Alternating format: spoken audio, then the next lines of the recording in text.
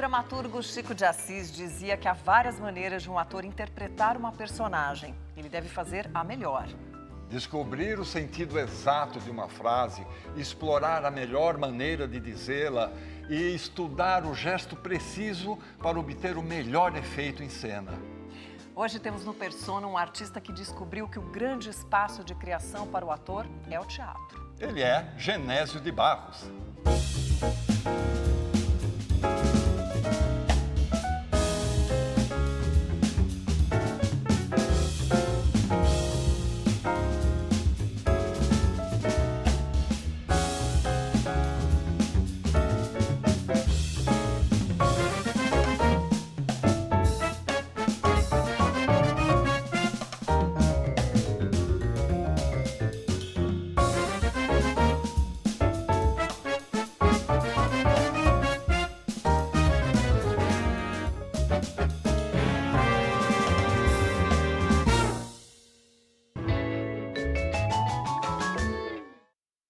Genésio de Barros, que alegria ter você no nosso programa. Seja muito bem-vindo. Muito obrigado, a alegria é minha aqui participar desse programa maravilhoso, tão longevo, né? Tão interessante e com pessoas interessantes. Muito obrigado, Genésio. Genésio, você está chegando aos 50 anos de carreira e me disseram que você não tinha se dado conta dessa efeméride, né? Para a gente começar a nossa conversa. Como em toda a carreira, há sempre aqueles momentos de altos e baixos, tal. Você, em algum momento, chegou a pensar em desistir de ser ator? Cheguei a pensar assim. O que acontece, no começo, a carreira de ator, a carreira de teatro, como minha carreira foi feita no teatro, né, ela era muito insegura, né? E eu já estava casado, já tinha filha. E eu falei, meu Deus do céu, como é que eu vou sustentar uma família com uma profissão tão insegura no aspecto financeiro? E eu falei, eu acho que eu vou ter que desistir disso, eu vou procurar uma outra coisa para fazer e tocar a vida, né? E aí eu fiquei mais ou menos um ano e meio, mais ou menos, mas aí foi me dando uma angústia tão grande, a dor, assim, era tão grande que eu falei, quer saber de uma coisa? Eu morro na pobreza, mas eu quero fazer isso aqui, é isso aqui que eu vou fazer e não tem jeito. E aí desisti dessa ideia boba e toquei em frente. Bom, e você nasceu em Taquaritinga, no centro do estado de São Paulo, na região ali de Jaboticabal. Isso. Existe um belo espaço cultural lá, né, que é o Cine Teatro São Pedro. Pois é, ele foi reformado, era um cinema, né? E foi reformado e agora é que eles estão começando a usá-lo, começando a agitar e tal. Na verdade, o circuito cultural da cidade sempre foi meio pobre, né? Uma cidade pequena, uma cidade de imigrantes, por incrível que pareça, de imigrantes italianos. Italiano sempre foi muito voltado à cultura, mas eu não sei porque lá não havia muita movimentação cultural. Agora que as coisas estão começando a caminhar por um viés aí que eu acho interessante, com o teatro lá, os jovens da cidade estão se movimentando a participar, a acionar aquilo, a fazer aquilo funcionar, né? Mas, Genésio, me fala um pouco da sua família, seu pai, sua mãe, o que é que eles faziam? Pois é, a minha família é uma família tradicional de lá. O meu avô era fazendeiro lá, era uma família muito grande. Mas, assim, na derrubada do café, o meu avô meio que deu uma falida, vamos dizer assim. Aí minha avó se separou do meu avô era meio malandrinho, né? Ela se separou, eles dividiram as terras e uma parte ficou para os filhos e outra parte ficou com o meu avô. E meu pai e meus tios, eu já tinha até te contado essa história, eles compraram uma fazenda muito grande em Mato Grosso, mas naquela época, na década de 50, 60, Mato Grosso era um mato só. Eles foram para lá, inclusive nós fomos, a minha família foi para lá, nós fomos morar em Dourados, Dourados naquela época só tinha uma rua asfaltada, não tinha escola, a gente estudava numa instituição ligada à igreja que chamava-se Patronato de Menores. E aí ficamos lá um ano, meu pai falou, não dá, aqui não vai dar para criar filho e não vai dar para as crianças estudarem. E nós voltamos e Meu pai não tinha profissão, ele estudou muito pouco. A minha mãe era filha de imigrantes também, estudou muito pouco. Então, minha mãe tinha 5 filhos, ela era dona de casa. Meu pai arrumou um emprego no estado e era motorista. Era motorista do centro de saúde de lá. Ele ajudava a dar vacina, enfim, fazia os trabalhos que um ajudante, um motorista faz, entendeu? Sempre gostei muito de cinema, gostava muito de circo, eu adorava circo, que o circo é a origem de tudo, né? Então, sabe, ia assistir aqueles dramas mexicanos, aqueles dramas pesados e tal, gostava daquilo. Mas ainda não tinha essa ideia do que fazer com aquilo.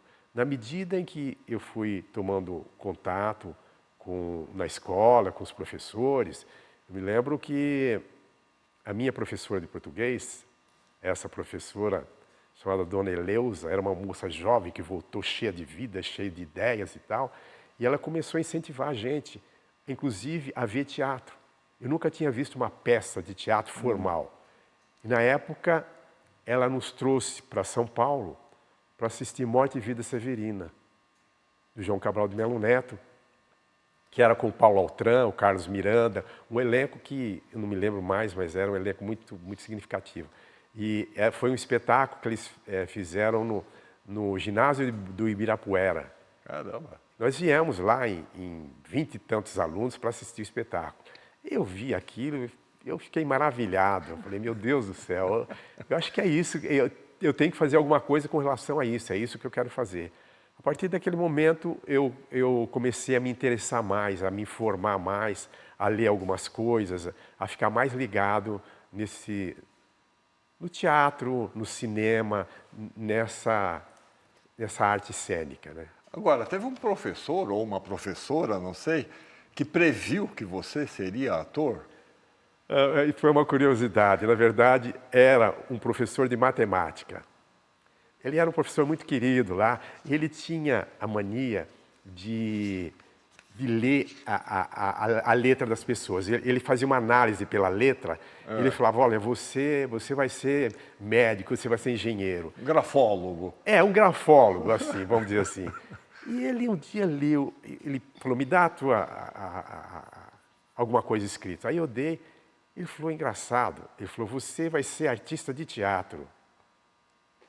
Sabe aquelas coisas que você está só esperando uma gotinha para o copo derramar, né? Você já tinha visto o Paulo Altran nessa época? Já tinha visto o Paulo Altran. A coceirinha, ela já estava já incomodando. Aí ele falou, não, porque o teu tipo de letra... Aí ele começou a fazer uma análise toda, ele falou, você é artista, e tem alguma coisa ligada a teatro. Eu falei, não pode ser, tá tudo conspirando a favor, né? E são pequenas coisas que vão te amparando, vão te sustentando e vão alimentando o teu sonho, né? Agora, você viveu em Taquaritinga até seus 21 anos de idade, por aí?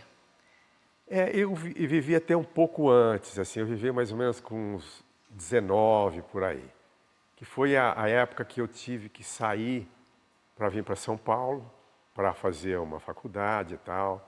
Antes disso, eu fiquei quase que um ano meio parado lá. Eu quase que fui fazer medicina. Tá. Que havia na época, logo que eu terminei o colégio, apareceu um dia um amigo lá, um grande amigo que hoje mora há 50 anos em Portugal, é médico lá e casou lá e tem a família lá. Ele chegou e falou, olha, estão abrindo uma inscrição para ir fazer medicina em Portugal. Ele falou, a gente vai lá, faz a inscrição e no ano seguinte eles chamam, não tem cursinho, não tem nada, não tem exame. Você vai e vai direto lá. Ele falou, sei porque o irmão de não sei quem foi e tal. Eu falei, então vamos.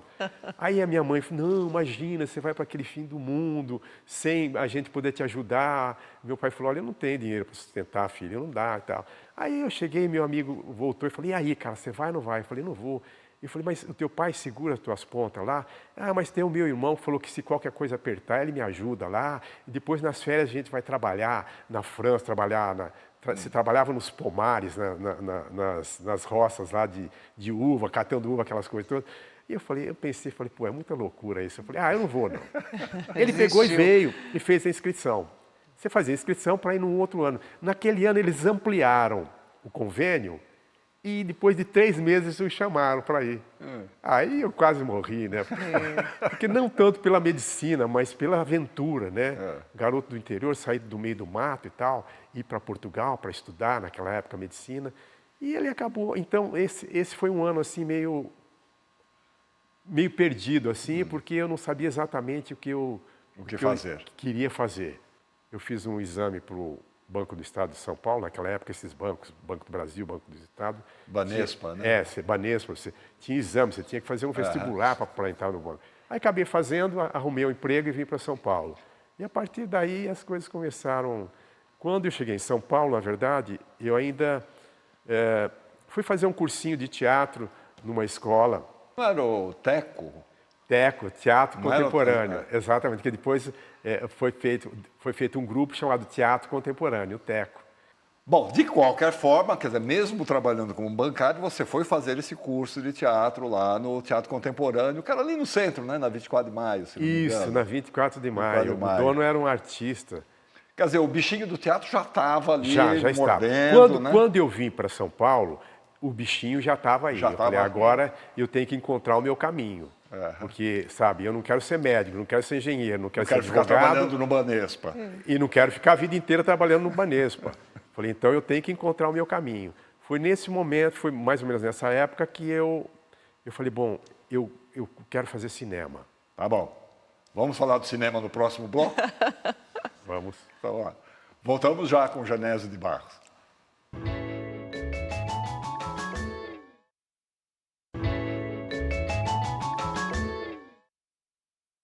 Estamos de volta com o ator Genésio de Barros e, como a gente estava dizendo, você trabalhava no Banespa e de noite ia para o curso de teatro. Isso. Como é que foram os seus primeiros contatos, suas primeiras impressões aí com esse pessoal do teatro, essa gente do teatro? Foi uma experiência interessante, porque era um garoto que vinha do interior, com uma educação rígida, né? Uma formação machista, né? Aí você vem no teatro, que é um povo mais leve, mais solto e tal. Mas eu sempre fui muito aberto, assim, eu sempre tive facilidade de me relacionar e acho que até uma facilidade de compreensão das coisas. E fui me adaptando, fui entendendo que aquele era o meu povo, que daquele dia em diante, daquela época em diante, esse seria o meu povo. E até hoje é o povo que eu amo, é o povo que eu quero estar e que eu adoro estar. Você chegou a montar algum espetáculo nesse curso? Montamos. Nós montamos a Mandrágora do Maquiavel. Meu personagem era o Calímaco. E era a direção do Afonso Gentil. Eram com alguns outros alunos do curso. Desse curso, eu me lembro que só que permaneceu durante um tempo foi Susana Lacatos. A Susana acabou entrando fazendo a escola de arte dramática. Ela durante um tempo trabalhou como atriz. Depois ela terminou o curso de psicologia e enveredou pela psicologia assim e abandonou essa área, né? E aí depois disso eu fui procurar fazer o cinema que eu queria fazer. Então, é porque o cinema, o teu plano então era ser cineasta, alguma coisa desse tipo? Não, eu queria ser ator, mas eu ainda não vamos dizer assim, na verdade, eu precisava ter um curso superior, porque o meu pai me infernizava um pouco a respeito disso, entendeu? E eu Confessionário agora. Mas eu não vou fazer advocacia, eu não vou fazer medicina, eu não vou fazer nada. Então, sei lá, eu vou fazer... Na verdade, eu nem falei para ele que ia fazer cinema. Na verdade, eu falei para ele que ia fazer jornalismo. E aí eu falei, depois que eu estiver lá, eu dou aquele jeitinho. E como eu também já estava autônomo, eu não dependia dele mais para viver, na verdade, era um adulto, já tinha 21 anos e tal. Eu falei, não, eu vou por aí. E aí eu acabei entrando na ECA, na Escola de Comunicações e Artes. Aí comecei a frequentar a EAD e assistir os espetáculos, fiz a própria Susana Lacato, já fazia EAD antes de mim, e como ela estava lá, eu ia ver os espetáculos que ela estava fazendo, aí eu cheguei perto mesmo, eu falei, não, é isso que eu quero fazer. Aí terminou aquele ano, eu prestei o exame para a EAD, que era um exame vocacional, né? E acabei entrando. E aí foi. E olha só, a gente tem uma mensagem de alguém lá da sua turma da EAD. Genésio de Barros, meu primeiro colega, um dos primeiros colegas meus de palco, de família de teatro. Nós fizemos juntos a EAD, nós dois e Norival Riso, né? E fizemos lá, a primeira vez que a gente pisou no palco, pelo menos eu, que não vinha nem do amador. E fizemos Alma Boa de Sete Suã, Capeta de Caruaru, O Pecado de João Agonia, Homens de Papel foi a primeira, e a minha primeira gravidez, primeira vez que eu entrava no palco. E muitas lembranças boas de você, Genésio, a sua disciplina, o seu rigor. Eu admirei sempre isso, e você continua assim. Depois nós saímos da EAD, montamos uma pequena companhia juntos com o Norival, fizemos uma montagem de muito sucesso, fomos muito tempo em cartaz. Depois voltamos a nos encontrar os três novamente no Grupo Mambembe, com direção do Edinaldo Calabuca, já morreu. E eu tenho uma lembrança, que eu posso estar enganada, que você fez o cartaz do Capeta de Caruaru na escola ainda, na EAD. E uma coisa que eu lembro de você, Genésio, é que você dizia para mim e para o Norival que a gente devia logo começar a tocar pandeiro, porque a gente ia envelhecer e quando a mãozinha começasse a tremer, pelo menos a gente tinha um pandeiro. Tá na hora do pandeiro já, Genésio? Noemi, grande amiga, uma atriz maravilhosa, de um talento, um ser humano incrível, inteligente, talentosa. Foram bons tempos. A gente trabalhou bastante junto. É uma amiga... Desde sempre, né? Desde sempre. Bom, Genésio, aí vem aquela fase complicada, né? Você se forma na EAD, diploma na mão, mais um ator no mercado de trabalho. O que fazer? Mas eis que aparece uma tábua de salvação. Alguém te convida para fazer parte de um grupo que já estava em atividade na cidade e tal. E nós produzimos um quadro sobre essa pessoa.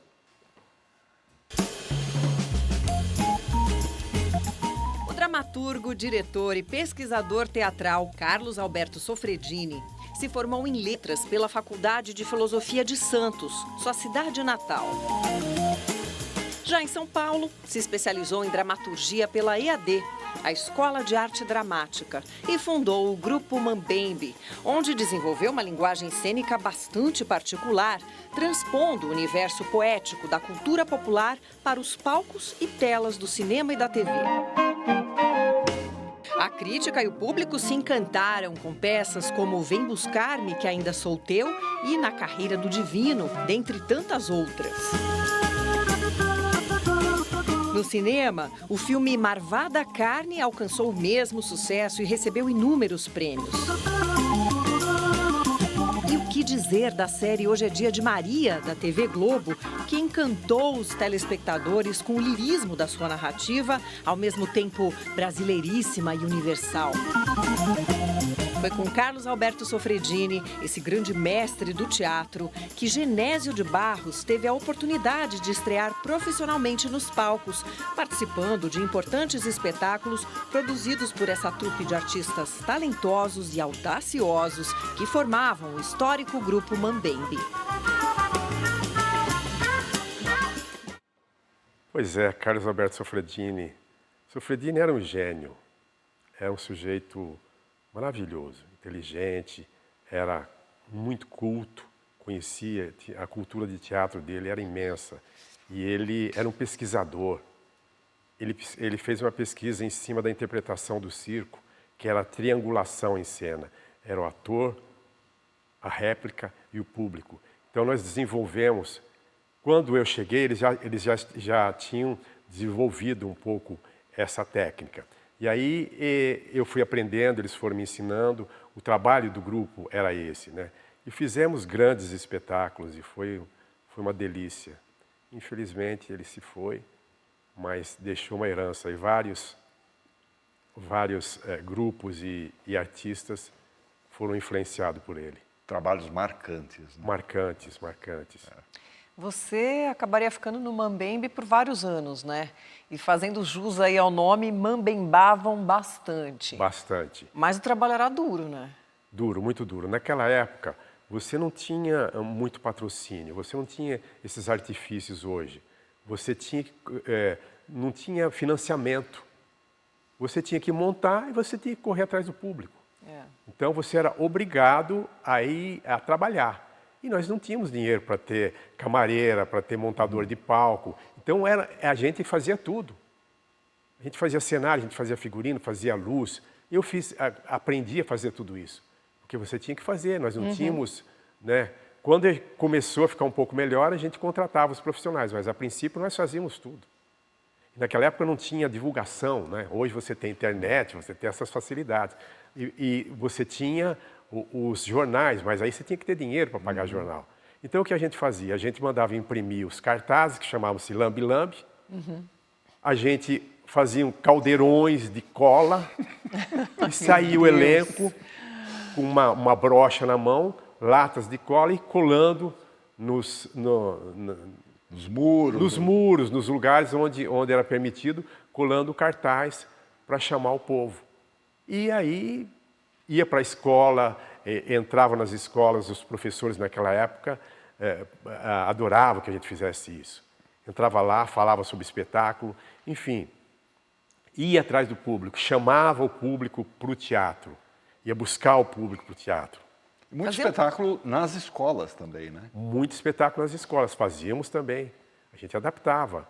Na época que as escolas se interessavam, né? Na época que os professores, eles faziam questão, eles vinham buscar a gente. Falaram, olha, vamos lá para a minha escola, vamos fazer, eu tenho lá 200, 300, 500 alunos e tal. E a gente ia. Abria esses debates. Tinham debates incríveis. Depois do espetáculo, você pegava, os alunos tinham um substrato cultural, né? Ainda se discutia muito. A própria educação, ela ainda, o currículo educacional, ele ainda constava as matérias humanas, né? Ciências sociais, música, línguas, você tinha 2, 3 línguas, você era obrigado. A francês, inglês, teve gente até que fez latim, entendeu? Então, tudo isso vai formando esse arcabouço, né, cultural que te sustenta e que te desenvolve o teu senso crítico, a tua linha de raciocínio, né? Então, os debates em escolas eram muito riquíssimos, assim, a nível de ideias. Você percebia os alunos interessados, se discutia. Bons tempos. A gente perdeu muito disso, Bastante, né? Bastante. Você sabe o que aconteceu com a ditadura? E houve vamos dizer assim, um desmonte de todos os mecanismos culturais. Houve um convênio, me lembro muito bem na época que a gente discutiu muito isso, que era um convênio chamado-se MEC-USAID. Era um convênio do MEC com um sistema americano. E o convênio, esse sistema era justamente para quê? Para desmobilizar toda a parte de humanas do ensino médio, do ensino e dificultar o acesso à universidade.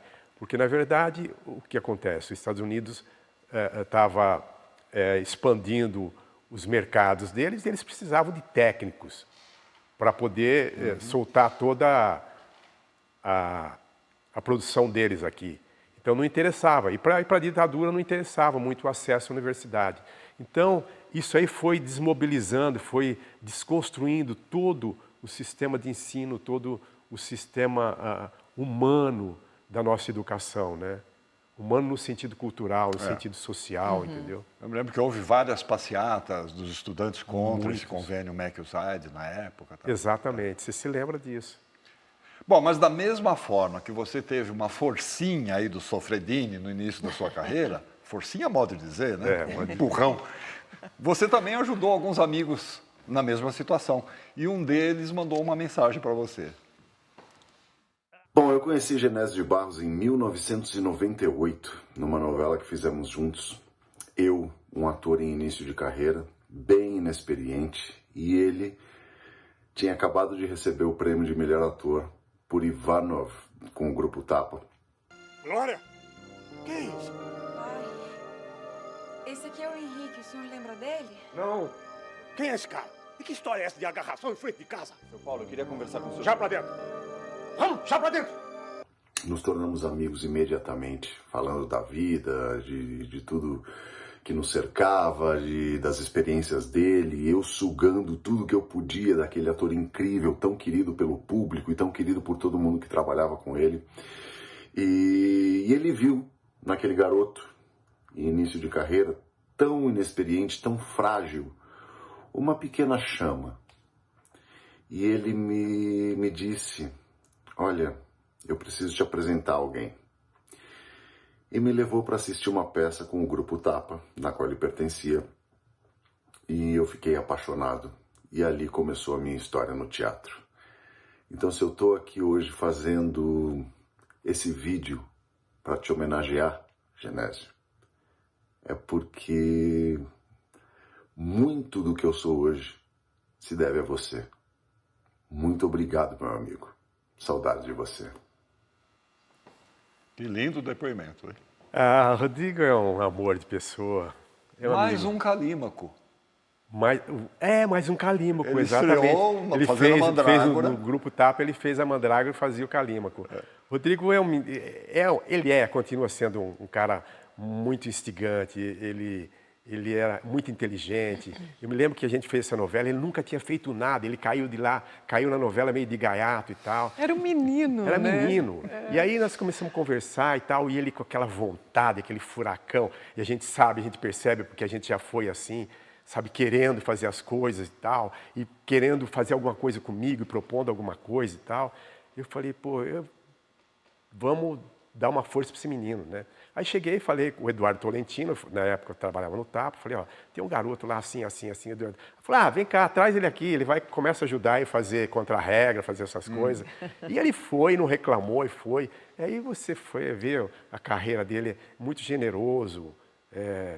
Mas você percebeu isso nele, isso é muito legal, né? Ele,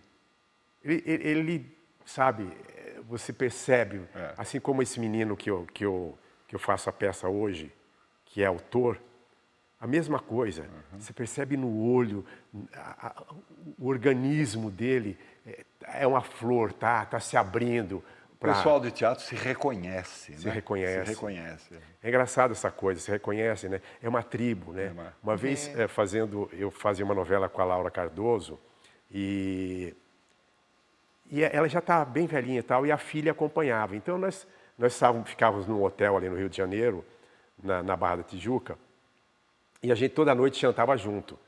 E a filha falando, ela fica lá, ela fica insuportável em casa, mas ela vem para cá, ela é outra pessoa. E ela falou, claro, é a minha tribo, ela falou, é onde eu quero estar e com quem eu quero estar. Então eu acho que é muito isso, né? Os artistas, de uma forma ou de outra, tanto os pintores, escultores, músicos, a gente, na verdade, é uma pequena tribo, uma grande tribo, né? É como um grande corpo, né? Exatamente. Bom, a partir do Mambembe, a sua carreira já estava deslanchando e em 1981 você tem a sua primeira experiência como ator no cinema. E logo num clássico, né? Eles não usam black tie.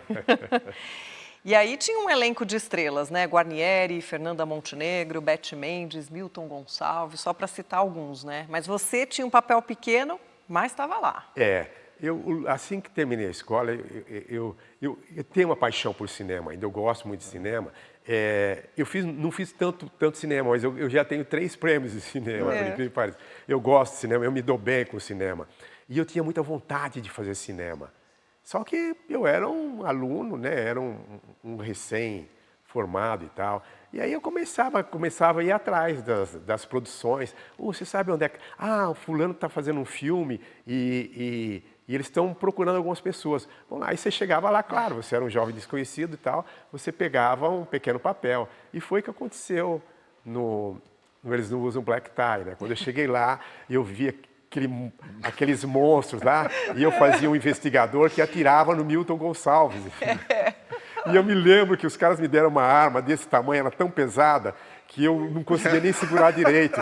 E aí o cara quis fazer uma tomada aqui, de eu mirando ele pegava a câmera, dava uma objetiva assim, pela mira e focalizava o Milton lá. Ele falava, não pode tremer, tá? Mas aquela arma era tão pesada, cara, e eu tinha que segurar aquilo. Foi muito legal, muito legal. Agora, mais tarde, como você já adiantou, o cinema te traria muitas alegrias, né? E você estaria ligado, além do cinema, a um outro importante grupo teatral aqui de São Paulo, que você já mencionou também. Mas vamos deixar esse assunto para o próximo bloco? Voltamos já com o Genésio de Barros.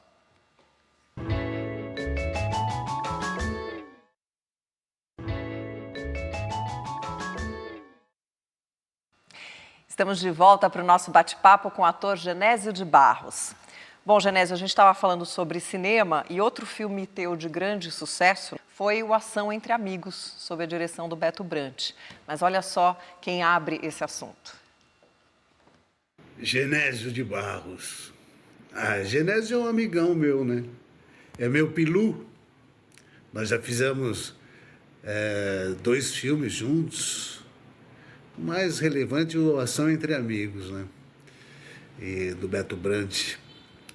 E fizemos também, em teatro, nós fizemos E Morrem as Florestas, um projeto dano-brasileiro, poderia ser chamado Dano Brasileiro, porque nós fomos explorados, fomos lá para a Dinamarca ganhando $350 por mês, um horror, no inverno, nossa, muito difícil.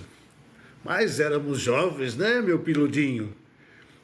Depois ele explica porque eu chamo ele de peludinho, quer dizer, é evidente, é porque ele é peludinho. E como eu também sou, a gente se chama um ao outro de pilu. Sei o que vocês estão pensando, mas não é nada disso. Com o Genésio eu fiz o Ação entre Amigos, maravilhoso, e O Olho de Boi. Modesto! Modesto! Chegou a escutar o estalo do chicote dele. E sempre é um prazer trabalhar com o Genésio, e mesmo quando a gente estava fazendo novela separado lá, fazendo série ou outra coisa, sempre nos encontramos no hotel e sempre damos muita risada. Então, Genésio é um amor na minha vida que está dentro do meu coração. Beijão, pilu. Cacá, grande amigo, muitos anos, a gente já viveu bastante, se divertiu bastante, a gente tem uma intimidade, um sujeito muito bom, grande ator também. Fizemos esse filme, O Ação entre Amigos, na verdade, não fui só eu que ganhei melhor ator, foram os 4 atores, porque eram 4 atores principais. E nós ganhamos o prêmio no Festival Internacional de Chicago, a sessão latina, né? E o filme é muito bonito. Quer dizer, foi um prêmio coletivo para os 4. Para os 4, exatamente. Que era uma coisa inédita até então. Pois é. Foi inédito e foi legal, mas nesse país aqui, prêmio aqui é só para você colocar em cima da geladeira e segurar os papéis, né? Agora, você começou a sua carreira trabalhando no Mambembe, que a gente já viu, e mais tarde você se ligaria a outro grupo renomado aqui de São Paulo, com quem você fez também vários trabalhos. Era uma época do teatro de grupo, e a gente preparou um quadro sobre esse assunto. O teatro chegou ao Brasil com os jesuítas no século XVI, com o objetivo de converter os indígenas ao cristianismo. Com a chegada da família real em 1808, a estética do teatro europeu se impôs e as comédias de costumes e grandes companhias teatrais passaram a dominar a cena. Em meados do século XX, o nosso teatro ganhou a sua face mais brasileira em obras de autores como Nelson Rodrigues e sua peça Vestido de Noiva, um marco da nossa dramaturgia. A partir de 1950, o teatro ganha uma dimensão política, com propostas sociais e de reação à censura que castrava a criação artística. surge o chamado teatro de grupo, onde profissionais da arte se uniram para produzir seus espetáculos de forma coletiva e cooperativada. Grupos como o Galpão, de Belo Horizonte, o Asdrubal trouxe o trombone e o Tá na Rua, do Rio de Janeiro, ou o Tapa, que migraria do Rio para São Paulo, onde já atuavam os grupos Oficina, o Mambembe, União e Olho Vivo, eles ganharam a cena, com produções ousadas e temáticas inovadoras. Um importante movimento teatral que estimulou o surgimento de inúmeros grupos, hoje em atividade por todo o país.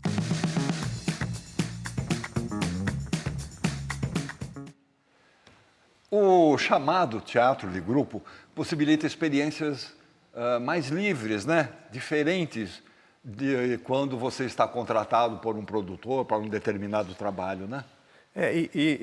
Assim, a ideia era que a gente não ficasse vinculado à necessidade do público, e sim as nossas necessidades, do que a gente queria falar naquele momento, o que a gente achava que era importante colocar nesse momento. E mesmo porque existia uma dificuldade, vamos dizer assim, própria financeira, de se montar um espetáculo nos moldes tradicionais, né? Porque a gente não tinha dinheiro. Então, como eu disse, num grupo todo mundo faz tudo. Isso, é claro, ele te enriquece, ele te dá um know-how aí que você...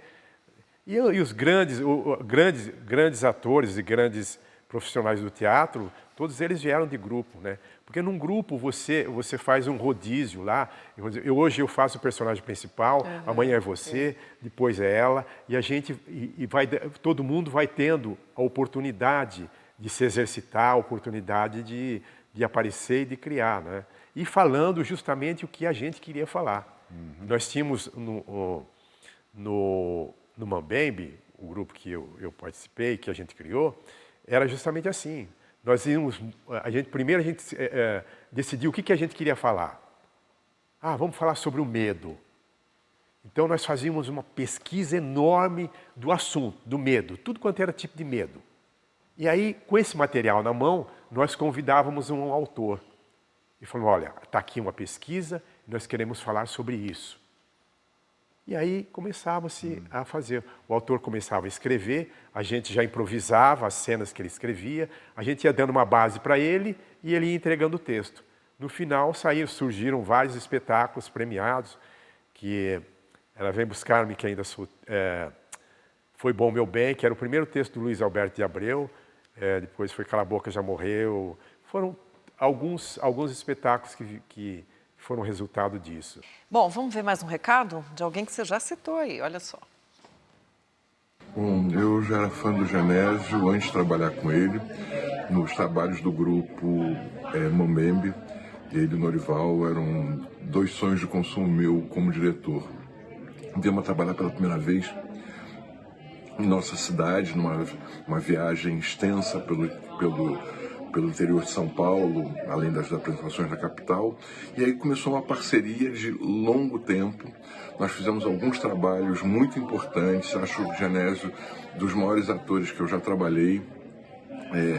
Inesquecíveis o Rastro Atrás dele, Ivanov, do Fundo Lago Escuro, Morte e Vida Severina, que não era direção minha, mas que ele fazia o mestre, direção do Silney. Nosso último encontro foi no 12 Homens, Uma Sentença. Eu espero que em breve a gente possa se encontrar em um novo trabalho. Para mim esse é um caso mais que encerrado, já foi tudo provado no tribunal e eu tenho tudo anotado aqui, se quiser eu posso ler. Então o senhor quer o quê? Nada. Só quero conversar a respeito. Eduardo foi muito importante na minha vida. Eduardo é um sujeito formidável, de uma cultura ímpar. Cultura teatral, ele conhece tudo, ele sabe tudo. Ele vive para teatro, ele vive do teatro. E é um diretor que eu gosto de trabalhar, porque ele me deixa livre. O Eduardo é do tipo, ele não fica engessando você, ele te solta. Aí você faz, aí ele terminou, ele falou, olha, eu acho que isso é legal e isso não é. E ele vai te direcionando sem você perceber, sem te engessar, sem te direcionar. E fizemos belíssimos trabalhos, realmente os trabalhos mais importantes que eu fiz de teatro foram nas mãos do Eduardo e eu tenho um grande carinho por ele, um grande respeito, que é um homem de teatro, que vive de teatro e sabe tudo de teatro. A gente viu numa cena final aí dos 12 Homens de uma Sentença, um diálogo seu com o Norival Riso, seu colega da EAD. Pois é, o Norival é irmão, né? A gente era, vamos dizer assim, a turma da EAD eram, vamos dizer, 20 pessoas, mas aí a maioria foi se perdendo, sumiram e tal. Na realidade, dessa turma, só sobraram, assim, atuando mesmo, acho que 4 pessoas. Eu, Norival, Noemi, a Salete Fracaroli, que está aí também, que era da turma e fazia. Mas o Norival, a gente veio trabalhando muito junto. Nós trabalhamos no Mambembe, trabalhamos no Tapa, e um dos últimos trabalhos que a gente fez junto foi justamente Os 12 Homens de uma Sentença, que era um espetáculo muito bonito, muito legal. Genésio, como é que foi a tua estreia na TV e também na TV Globo? Na verdade, a primeira novela que eu fiz foi na Bandeirantes, que era Meu Pé de Laranja Lima, que era uma segunda versão, mas era com o Guarnieri ainda. Foi lá onde eu conheci o Rodrigo Lombardi, tinha a Regiane Alves, tinha toda essa turma que está aí hoje, parece que estava naquela novelinha. Mas assim, eu fiz e depois acabou e fiquei bastante tempo sem fazer. E aí surgiu essa experiência do Rei do Gado, mas a partir daí, depois do Rei do Gado, eu fiz algumas coisas, fiz mais um trabalho no SBT, e depois, acho que em 2003, é que eu fui para a TV Globo, e aí permaneci lá praticamente 20 anos. Bom, na verdade, mais tarde você se destacou em grande sucesso, na Favorita, por exemplo, né? Foi em 2008, Gabriela, 2012. Isso. As novelas são uma paixão nacional, isso é inegável, né? Dão uma enorme visibilidade para o ator. Sim. Como é que você encarou, assim, de uma hora para outra, se tornar um ator popular, as pessoas te parar na rua? Pois é uma experiência estranha, né? Porque, no fundo, a gente sempre almeja um pouco isso e, ao mesmo tempo, depois disso, fica um pouco cansativo. Né? Mas foi uma experiência engraçada e importante, porque se você não tiver realmente uma maturidade, a tua cabeça dança um pouco. Eu, com todo o tempo que eu tinha de profissão, com toda a cancha que eu tinha, chegou um momento em que eu falei, opa, peraí, calma, pé no chão. Não é nada disso, porque isso tudo é efêmero, é tudo passageiro, né? E aí eu entendo até a cabeça dessa garotada nova que dá uma perdida, que dá um chute na bola, como diz o outro, entendeu? Porque realmente ela te desestabiliza um pouco. Você fica achando que isso é o que não é, o que parece ser, mas não é, entendeu? Mas, enfim, você acostuma com isso e eu sempre procurei respeitar essa minha relação com o espectador que me conhece, porque eu acho que você está todos os dias, em todos os momentos, dentro da casa do sujeito. Ele te vê todos os dias, você nem o conhece. Mas então é uma forma de você mostrar um respeito pelaquela admiração que ele tem por você. Então eu acho que eu nunca tratei mal ninguém, sempre tratei, na medida do possível, com educação e com generosidade, entendeu? Mas é bem interessante essa parte. Eu tive experiências engraçadas com isso, sabe? Quando fazia a novela Favorita, a Favorita foi uma novela das 8 que bombou no país inteiro. E meu personagem tinha uma certa relevância na história, e ele aconteceu e as pessoas me reconheciam. Então era aquela coisa, né? Aquele vizinho que você passa todo dia na frente da casa dele, que nem dá bola para você. Entra aí, toma um café. Aquele primo que você nunca viu, de repente liga, vem almoçar aqui na minha casa e tal. Ele não vem na tua casa, ele quer que você vá na casa dele, porque ele tem que mostrar para a vizinhança que você é o primo dele e tal. Bom, foram muitos papéis, né? Você já foi coronel, padre, agora, recentemente, fez papel de médico, né? Na novela Amor Perfeito, isso. Enfim. A gente tem a mensagem de alguém aí do elenco dessa novela, olha só. Genésio, querido, tô passando por aqui para te dizer que eu te admiro o profissional que você é e o ser humano que você é. Durante as gravações de Amor Perfeito, eu recebi alguns presentes. E você é um deles, tenha certeza disso. A nossa troca, a sua generosidade, a sua sensibilidade de saber falar certas coisas na hora certa. Obrigado pela troca, obrigado pela amizade, pela generosidade, pelo carinho de sempre. Aquele papo que a gente tinha, aqueles papos que a gente tinha em alguns momentos, no camarim, no estúdio, fizeram diferença, tá? Pra mim. Parabéns por sua trajetória, por todo o sucesso que você faz, por onde passa, e que a vida nos presenteie com outros momentos juntos, certo? No trabalho e na nossa vida cotidiana. Fica com Deus. Beijo carinhoso. Diogo, esse menino é incrível, cara. Ele é um ser de luz, sabe? É dócil, é educadíssimo, é fino, sabe? Uma pessoa fina de alma, não é de exterior, entendeu? Culto, sabe? Interessante. Ele é psicólogo, ele até acabou escrevendo um livro agora, e se não me engano foi lançado agora, vai ser lançado um livro dele. E colega maravilhoso. E realmente era um prazer estar com ele. Ele é uma delícia assim, trabalhar com ele. É um ser de luz esse garoto. Atualmente você está em cartaz no teatro com o espetáculo Irineu, do jovem dramaturgo Tiago Luque, dirigido pelo Ricardo Grasson. Esse texto chegou às suas mãos também de uma maneira muito curiosa. Queria que você contasse aqui para a gente. Foi uma maneira bem curiosa. Quando eu fazia a Favorita, que eu já contei, tinha um personagem que era bem relevante e tal. Aí eu fui para a minha cidade, que é uma cidade pequena, cidade do interior, o Filho da Terra, que faz sucesso na novela das 9, então foi aquele alvoroço na cidade, né? Fui lá e as pessoas vinham na minha casa, batiam palma, queriam conversar comigo, aquela coisa toda. E qualquer lugar que eu ia juntava de gente. E eu tenho um irmão que dá aula lá na Faculdade de Tecnologia, e numa outra escola, ele falou, escuta, você não quer ir dar um pulo lá? Os alunos estão loucos para te conhecer, os professores, e você falar um pouco da tua carreira, como é que você chegou aqui e tal. Eu falei, então vamos lá, vou dar essa forcinha para o meu irmão lá. E aí fomos lá, chegou lá, os alunos todos querendo, ficou aquele alvoroço, a diretora me colocou na sala dela, e falou, olha, aguarda aqui até eu organizá-los, depois você entra e a gente conversa. Nesse meio tempo ela entrou e falou, escuta, tem uma senhora aí que é muito minha amiga, ela tem um filho que quer fazer teatro, você bateria um papo com ele, daria algum conselho para ele? Eu falei, dá, claro, não, a gente está acostumado com isso, né? Aí entrou uma senhora lá, com um garotão meio caipira, assim, meio tímido e tal, e aí eu falo aquilo que a gente sempre fala para qualquer um, em qualquer situação. Você vai ter que estudar, contei algumas coisas, né? Algumas necessidades que ele ia ter para se tornar um profissional e tal, não sei o quê, papai, tudo bem.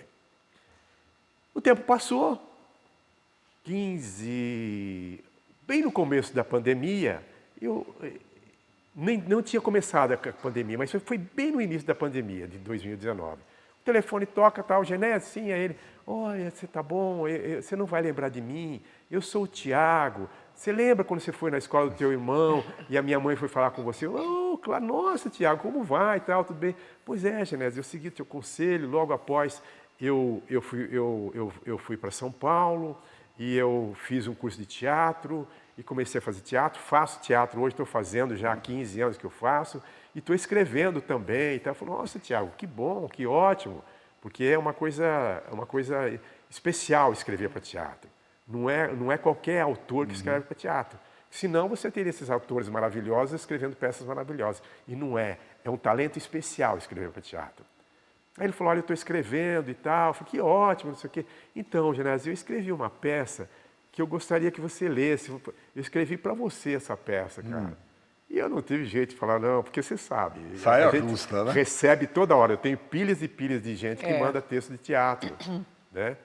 Ele falou, tá, Tiago, manda aí, eu vou ler, né? Meu Deus do céu, o que será que vem, né? E aí ele pegou, falou, você lê? Eu falei, claro que eu leio, manda aí. Ele me mandou, naquela noite mesmo eu li. E eu li o texto, gostei do texto, um texto simples, mas bem arrumadinho, bem, com uma fluência muito boa, sem barriga, sabe? Os personagens muito claros, muito definidos e tal. E eu, nossa, que legal, o menino tem talento. Aí já no dia seguinte liguei para ele. Ô, Tiago, foi você mesmo que escreveu esse texto? Ele falou, não, fui eu sim e tal. Falei, cara, que bom, olha, parabéns, o texto é... Ele falou, você gostou? Eu falei, gostei muito. Ele falou, então, Genésio, eu escrevi esse texto, eu gostaria de montar esse texto com você, cara, que eu queria fazer de ator com você. Eu falei, que bom, Tiago. Né? Falei, então faz o seguinte, se você conseguir um financiamento, para a gente montar aí, eu topo. E aí ele falou, eu falei, olha, né? Ele falou, eu conversei com o Ricardo Grasson e ele gostou do texto e quer montar. Falei que ia montar com você, ele falou, ótimo, então melhor ainda, vamos montar o texto. Tem o texto, tem os 2 atores e tinha que ter mais uma atriz. E aí... Tinha que ter mais uma atriz. Exatamente. Essa atriz que te mandou essa mensagem aí. Genésio de Barros, prazer falar sobre você, embora seja fácil. Você é uma pessoa muito especial para todo mundo que te conhece. Nós temos uma história muito interessante. Nós tivemos muitos anos trabalhando no Teatro Mambembe, lembra? No Grupo Mambembe. Construímos uma história de amizade, de amor, generosidade. Você foi tudo isso para todos nós. Eu nunca vou esquecer, você faz parte da nossa história. A vida levou você por outros caminhos, você foi vitorioso, cinema, teatro, televisão, mas pelo seu talento, pela sua competência e sua técnica. Hoje nós encontramos de novo na peça Emmanuel. Você me chamou. Eu agradeço do fundo do meu coração você ter me convidado para fazer. Sou muito feliz, estou muito feliz perto de você. Você faz parte da minha história. O Grupo Mambembe faz parte da nossa história. Nossos amigos que nós construímos e levamos pela vida fora.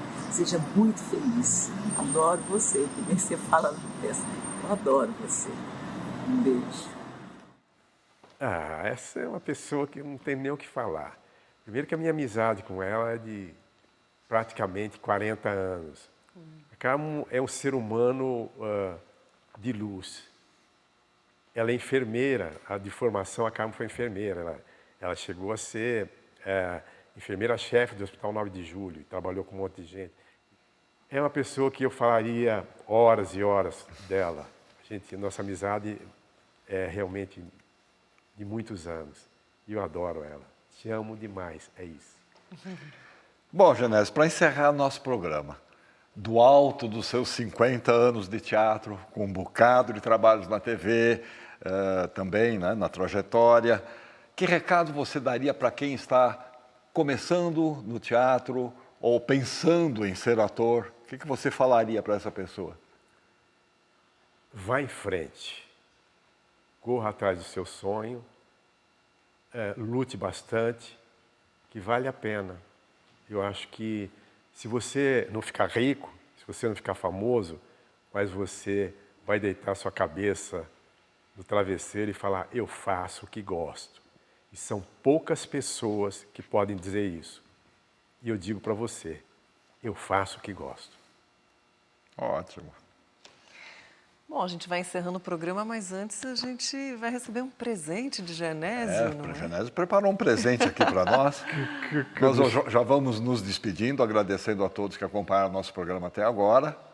Lembrando que você pode ver e rever o programa também pelo YouTube. E a gente se vê no próximo domingo. Muito bem, então vamos ver qual foi o presente que o Genésio preparou para nós. Pois é, o meu presente é uma poesia do Manuel de Barros. O Manuel de Barros tem uma série que se chama Memórias Inventadas. E dentro dessas memórias, ele tem as infâncias inventadas de Manuel de Barros. Elas são divididas em 3 brochuras, primeira infância, segunda infância, terceira infância. E ele inicia esse livro com dito assim, tudo o que eu não invento é falso. E na terceira infância, ele tem um poema que se chama O Menino que Ganhou um Rio. Eu vou tentar lembrar, que eu já li há bastante tempo, mas é mais ou menos assim. Minha mãe me deu um rio. Era dia de meu aniversário E ela não sabia o que me presentear. Faz muito tempo que os mascates não passam mais por esse lugar esquecido. Se o mascate passasse, a minha mãe compraria rapadura ou bolachinhas para me dar. Mas como não passaram o mascate, a minha mãe me deu um rio. É o mesmo que passa atrás da casa. Eu estimei esse presente mais que a rapadura do mascate. O meu irmão ficou magoado porque ele gostava do rio, como os outros. A mãe prometeu que no aniversário do meu irmão, ela daria uma árvore para ele. Uma árvore carregada de pássaros. Eu bem que ouvi a promessa que a minha mãe fizera ao meu irmão e achei legal. Os pássaros ficariam durante o dia às margens do meu rio e à noite eles iriam dormir na árvore do meu irmão. O meu irmão me provocava assim. A minha árvore deu flores maravilhosas em setembro. E eu respondia, mas ela não dá piraputaba. Era verdade. Mas o que unia demais a gente eram os banhos no rio, nus, entre os pássaros. Nesse ponto, nossa vida era um afago.